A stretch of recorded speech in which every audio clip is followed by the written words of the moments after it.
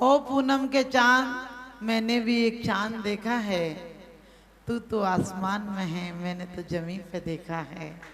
मैं तो जमीन पर देखा है, क्योंकि कहा है गुरु अपने आप में कहते हैं जो अंधकार से प्रकाश की ओर ले जाए वो गुरु है, जो संसार से मोक्ष की ओर ले जाए वो गुरु है, जो पतन से उत्थान की ओर ले जाए वो गुरु है, जो संसार में से रहकर पार जाने की कला बताए वो गुरु है। क्योंकि गुरु के लिए कहा है कि खोटे गुरु पत्थर की नाव है और सच्चे गुरु लकड़ी की नाव है। सच्चे गुरु छिद्र रहित नाव है, जो कि स्वयं भी पार होते हैं और लोगों को भी पार लगाते हैं। क्योंकि कहते हैं लोभी गुरु लालची चेला, होए नरक में ठेलम ठेला। हमारे गुरु वीतरागी गुरु होते हैं। विश्यासा वसाती तो निरारंभो परिग्रह, ज्ञान ध्यान तपो रखता तपस्वी सब प्रशस्त। कहते हैं हम उन गुरु को, परम गुरु को नमस्कार करते हैं जो हमारे जन्म जन्मांतर के उन मिलित नीत, यानी नींद से उठो तो स्पष्ट थोड़ा तुरंत नहीं दिखता है, 2 सेकंड बाद आंखें मलते हो तब दिखता है। और नींद से कोई उठाए तो बड़ा क्रोध आता है, क्योंकि रात को आप सोचकर सोते हैं सुबह जल्दी उठेंगे, लेकिन सुबह उठाने वाले से कहते सोने दो, थोड़ी देर सो लेने दो। तो आप भी ध्यान रखना, इसी प्रकार से संसार में विषय भोगों की नींद में जो सोए हैं उन्हें जगाओ तो बड़ा क्रोध आता है, उन्हें जगाओ तो उन्हें बड़ी तकलीफ होती है कि क्यों जगा रहे हैं। लेकिन गुरु को पता है कि शिष्य को किस तरह जगाना। हमारे आचार्यों को कहा है कि पंचाचार का पालन करते हैं, किस प्रकार से उन्हें ज्ञान में डालना, दर्शन में डालना, चारित्र में डालना, कितना तप किस गुरु को किस शिष्य से कराना, कितना तप किससे कराना। एक शिष्य को बोल देते हैं तुम उपवास कर लो, दूसरे से कहते हैं कि तुम्हें भोजन लेना पड़ेगा, क्योंकि उन्हें पता है किसके अंदर कितना वीर है। और आज नहीं, हमारा आगम इसका साक्षी है कि आज तक जितने संकट आए किसी पर भी सबको गुरु का सहारा मिला तो संसार से भी पार हुआ। और क्या संसारिक बाधाओं से भी पार हुआ। सुनि साधु बचन हर्षी मैना, नहीं झूठ होए पुण्य के बहना। अंजना ने भी यही कहा था गुरु को देखकर, मेरे और कर्म कितने बाकी रह गए। आप समझ गए, क्योंकि गुरु ने ही बताया था कि तुमने 22 घड़ी को प्रतिमा रखी थी। संसार का कोई व्यक्ति सुखी नहीं कर सकता है, क्यों सुखी कर सकते हैं तो गुरु कर सकते हैं। और गुरु हमें जीने की कला सिखाते हैं। कुछ लोग गुरुओं से दूर भागते हैं, बोले कि गुरु के पास जाएंगे तो छोड़ करा देंगे। हमने कि छोड़ नहीं करा देंगे, तुम्हें बीमारियों से छुड़ा देंगे, तुम्हारी तकलीफों से छुड़ा देंगे, तुम्हें पार लगा देंगे। क्योंकि हंसी हंसी में अपन कर्म बांध लेते हैं। अंजना का आपको पता होगा, सौत डाय से प्रतिमा छुपा दी थी 22 घड़ी के लिए। फिर आरिकाओं ने, मुनिराज ने उसे समझाया तुमने तीव्र पाप कर्म का बंध किया है। उसने प्रतिमा निकलवा दी, प्रायश्चित किया, आरिका दीक्षा ली, लेकिन फिर भी वो कर्म कहते हम तो पूरा चुकता करके जाएंगे। भूल से भी यदि देवसास गुरु की अवहेलना हुई है तो तुम्हें दंड भोगना पड़ेगा। और किस पिता के 100 भाई थे, अंजना के अकेली बेटी थी, कितने लाड़ प्यार में पली थी, कभी मायूस होना तक नहीं जाना था। और पवनजय भी एक लौते लड़के थे, कहाँ रावण को देना थी तो ये विचार विमर्श में नहीं थी कि रावण को देंगे तो उसके राजमहल में इतनी रानियां हैं, 100 डाहे सहना पड़ेगा। उसके बेटों को इसलिए नहीं दी थी कि समान शक्ति है, कभी युद्ध हो जाएगा तो पराजित ना हो जाए। कितने लोगों को विद्युत प्रभ को इसलिए नहीं दी थी कि वो कुछ दिन बाद बैरागी हो जाएगा, तो मेरी बेटी अकेली जिंदगी कैसे गुजारेगी। और पवनजय सर्वगुण संपन्न था, लेकिन कोई भी निमित्त बन सकता है। पाप कर्म आपका होना चाहिए, कोई भी निमित्त बन सकता है। और वो ही उसके साथ हुआ कि पवनजय इतना योग, इतना कुशल, इतना कहना चाहिए शक्तिशाली था, और प्यार भी कम नहीं था। अंजना की रूप छटा सिर्फ एक झलक देखी थी और इतना दीवाना हो गया था कि आज की तरह नहीं थी कि पूरा खानदान देखा था, फिर भी लड़की 2 नंबर की निकलती। पहले सिर्फ बुजुर्ग या नाई देखा था तो लड़की 1 नंबर की निकलती थी। आज पूरा घर देखा था, वो कहती तुम हमें एक एक करके देखने आए थे, हम तुम सबको एक एक करके देख लेंगे। लेकिन अंजना को देखा था, और वो तो इसलिए सखियों के बीच चुप थी, वो अदब से चुप थी, गुनाहगार की तरह। सखियों की जुबान चल रही थी तलवार की तरह। सखियां कह रही थी पवनजय को पाकर हमें भूल जाएगी, याद नहीं करेगी, ऐसा वैसा। एक सखी ने कह दिया कि अरे विद्युत प्रभ के आगे पवनजय कहाँ लगता है। और वो इतनी खोई थी कि उसे लग रहा था कि 2 क्षण भी क्यों बर्बाद करूं, इनसे बात करके बाद में जवाब दूंगी। और पवनजय छुप कर मिलने आए थे, छुप कर देख रहे थे, और वो शब्द उनके कानों में सुनाई पड़ गए कि विद्युत प्रभ ज्यादा अच्छा है मुझसे। और उन्हें लगा, क्योंकि ध्यान रखना निमित्त कोई भी बन सकता है। तुम्हारा पाप कर्म का तीव्र उदय हो तो अच्छी बात भी बुरी लग जाती है। और पवनजय ने सोचा कि ये मुझे नहीं चाहती, चुप रह गई मेरी बुराई सुनकर। और तुरंत बोले अपने मित्र से, मैं विवाह नहीं करूंगा, छोड़ दूंगा। उसने कहा क्या सोचता है तू, विवाह नहीं करेगा तू कुंवारी रह जाएगी, अरे इसको और अच्छे अच्छे वर मिल जाएंगे। तो सोचता है ठीक कहा, विवाह के बाद इसे दंड दूंगा।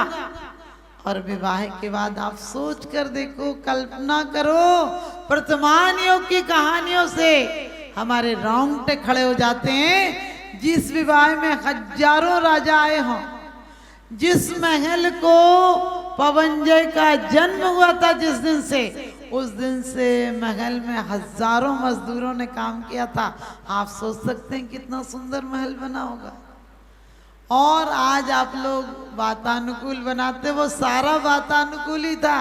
उस जमाने में धूप किधर से आएगी, गर्मी में हवा का रुख किधर रहेगा, कितने बरामदे छोड़कर बनाना, कैसा शीश महल था, कैसा रंग महल था, सब कुछ बनाया गया। लेकिन बाहरी पदार्थ सुखी नहीं कर पाए अंजना को। और अंजना ही नहीं, पवनजय भी जला, क्योंकि क्रोध में कोई एक तरफा नहीं जलता है, 2 तरफा ही जलते हैं। क्रोध करने वाला भी जलता और जिस पे किया जाता है वो भी जलता है। तो आप सबको पता होगा कि पवनजय भी क्रोध में चले गए, पहले दिन भी अंजना के पास आए नहीं। कैसी अफवाहें उड़ गई होगी, कैसा लगा होगा, कितने लोगों ने कितनी गलत गलत बातें कही होंगी, आप सोच सकते हो। और अंजना का दुख का कोई पारावार रहा होगा कि सारी रात जागी उसके इंतजार में, नहीं आया। 1 दिन नहीं, 2 दिन नहीं, साल नहीं, 2 साल नहीं, 22 साल तक नहीं आया। और जब कर्मों का मंदोदय हुआ तो आपको पता है, आप लोग सोचते हैं रावण विरोधी था, हनुमान जी के परिवार से बहुत अच्छे संबंध थे। जब राजा वरुण पर चढ़ाई करनी थी और एक संदेश आया कि युद्ध में सहायता हेतु जाना है, तो उनके पिता जा रहे थे। अचानक पवनजय बोलते हैं आप नहीं, हम जाएंगे। वो कहते हैं वरुण बहुत महान राजा, तुम कैसे विजय प्राप्त करोगे। वो कहते हैं पिताजी, बेटा तो आपका हूँ, इस उम्र में नहीं करूँगा, पुरुषार्थ तो कब करूँगा। और अंजना ने जैसे ही सुना कि रणभेरी बजने लगी, कहीं युद्ध पर जा रहे हैं, पता चल गया, तो आरती का थाल लेकर गई। सोचिए, जिस पति ने 22 साल से मुख नहीं देखा, और बस से बदतर कहना चाहिए, इससे बड़ा और क्या सजा होगी उसके लिए। वो पत्नी का धैर्य और प्रेम देखो, उस समय भी आरती का थाल लेकर, वरमाला का जोड़ा पहनकर उनकी मंगल कामना के लिए द्वार पर खड़ी है, टक टक नजरें लगाई है। और पवनजय दूर से देखकर कहते हैं कौन खड़ी है। लोगों ने कहा यही वही सुंदरी है जिसके लिए तुम दीवाने थे। और कहते हैं लात मार देते हैं, थाली गिर जाती है। और फिर भी अंजना कहती है कोई बात नहीं, 22 वर्षों बाद आप कुछ बोले तो, 22 वर्षों बाद आपने देखा तो कम से कम मुझे पैरों का स्पर्श तो हुआ। और पवनजय फिर भी एक शब्द नहीं बोलते हैं और फूट फूट कर रोती है कि तुम महल में थे तो कम से कम तुम्हारे संदेश तो किसी दासी से मिल जाया करते थे।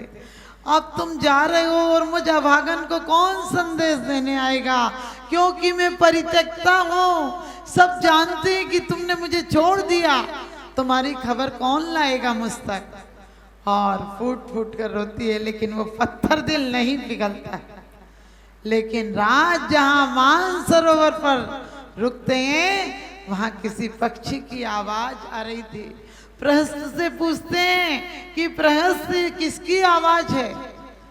वो कहते हैं कि चकवा और चकवी पक्षी होते हैं, इनका नियोग है। ये दिन भर साथ रहते हैं, रात को अलग हो जाते हैं और रात भर उसके कारण ये शांति से रह नहीं पाते हैं। रात भर एक दूसरे की याद में रोते हैं। यही वही आवाज है, उनकी आवाज है। और अचानक कहते हैं जरा सी घटना से कर्म का मंद उदय हो तो निमित्त कोई भी बन जाता है। साक्षात अंजना निमित्त नहीं बन पाई, लेकिन वो चकवा और चकवी कर्मों का मंद उदय हुआ तो चकवा और चकवी भी प्रेम में कारण बन गए। वो कहते हैं नहीं, मेरी अंजना का क्या होता होगा जो मैं 22 वर्ष उसके पास नहीं गया, अब अभी जाऊंगा। वो कहते कैसे जाओगे, लोग क्या कहेंगे कि तुम कायर की तरह आ गए पत्नी से मिलने के लिए। तुम्हें आज सबने विजय लक्ष्मी के वरण के लिए विदा करके भेजा गए, तुम क्यों सबके सामने आए हो। वो कहते सबके सामने आया हूं तो सबके सामने नहीं जाऊंगा, मैं विद्याधर हूँ, विद्या के बल से चला जाऊंगा, रातों रात मिलकर सुबह वापस आ जाऊंगा, भोर होने के पहले आ जाऊंगा। और जैसे ही पवनजय आते हैं और उसकी सखी कहती है कि वो तुमसे मिलने आए हैं, कहते हैं दरवाजा खटखटा कर कि कहो प्रहस्त कि पवन आए हैं। और प्रहस्त कहता है पवन आए हैं। 2-3 बार तो ऐसे ही होता है। उसके बाद बसंत कहती है कि अंजना लगता है पवन आए हैं। तो वो कहती है कि मेरी सब हंसी उड़ाते हैं, मुझ पर सब व्यंग करते हैं कि आएंगे आएंगे, अब तू भी मेरी क्यों हंसी उड़ाती है। ये पवन यानी हवा को भी पवन कहते हैं। ये पवन तो रोज मेरे दरवाजे पर दस्तक देती है लेकिन वो नहीं आते हैं। और वो कहती है आज आए हैं, लगता है बार बार दस्तक हो रही है। और खोलते हैं तो सामने पवनजय खड़े होते हैं। वो बसंत चली जाती है कि आप बात कीजिए। और पवनजय कहते हैं मुझे माफ कर दो, मैंने तुम्हें 22 वर्ष कष्ट दिया। वो बताती है, कहती है कि आप ऐसे शब्द मत कहो। यदि पत्नी पति से माफी मांगने की इच्छा भी रखती है तो धिक्कार है, उसे जन्म जन्मांतरों में दुखी रहना पड़ेगा, रोगी रहेगी, वियोगी रहेगी। हमें ऐसा काम मत करो। मैंने पूरब में कुछ किया था, कोई सतियों की निंदा की, कोई मुनियों की निंदा की, उसका परिणाम आज भोग रही हूँ। और पैरों में पड़ जाती है, कहती है नाथ एक बात बता दो कि आपने मुझे क्यों छोड़ दिया। वो बताते हैं कि उस समय ऐसी बात हो गई थी। कहती है कम से कम एक बार पूछ लिया होता, एक बार ये संदेश किसी से भिजवा दिया होता, 22 वर्षों मुझे क्यों तड़पाया है बिन पानी की मछली के समान मेरी हालत रही।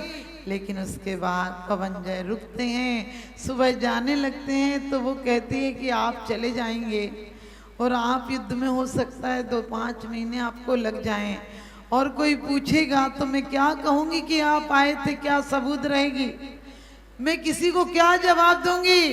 वो कहते हैं कोई कुछ नहीं कहेगा, एक कड़ा मेरे हाथों में रहता है, एक कड़ा ले ले और अंगूठी ले ले, कोई पूछे तो बता देना कि मैं आया था। और सोच कर देखना, वो थोड़े दिन का, थोड़े क्षण का मिलाप उसके लिए अभिशाप बन जाता है। सास एक दिन उसकी कुशल क्षेम पूछने आई थी कि देखूं इतने दिनों से नहीं आए हैं, आज क्या हाल है। लेकिन वो तो आप सबको पता है कि जब वो कुशल क्षेम पूछने आई तो अचानक गर्भवती देखकर आग बबूला हो गई और हजारों अपशब्द कहे। उसने कड़ा मुद्रिका दिखाया तो कहती है तू झूठी, तेरी दासी झूठी, वो तेरी पक्की दूती। अरे तुम जैसी औरतों को आसान है ऐसी चीजें हासिल करना। और कहते हैं कि उसको नौकर को बुलाकर, सारथी को बुलाकर कहती है काले वस्त्र पहनो, काला रथ लाओ और इसके मायके में छोड़ कर आओ। और ध्यान रखना, बनी पर देखिए लाखों निसार होते हैं, बनी बिगड़ती है तो दुश्मन हजार होते हैं। मतलब की दुनिया होती है, वहाँ कौन किसी का होता है। धोखा दे देते हैं अक्सर वही जिन पर भरोसा होता है। पिता माता जो इतना चाहते थे, लेकिन उनने भी पूछा कितने हाथी लाई है, कितने घोड़े लाई है, और बिना कारण बिना बताए क्यों आई है। सैनिकों ने कहा ना हाथी लाई है, ना घोड़े लाई है, ना कोई सेना आई है, और आपत्ति की माली काले रथ में काले सारथी के साथ काले वस्त्रों को पहन कर आई है। पिता कहते हैं मेरे नगर में प्रवेश ना कर ले, और यदि किसी ने उसे आश्रय दिया तो मौत की सजा दी जाएगी। फिर भी बसंत कहती मैं एक बार जाके कहती हूँ, और जाती है।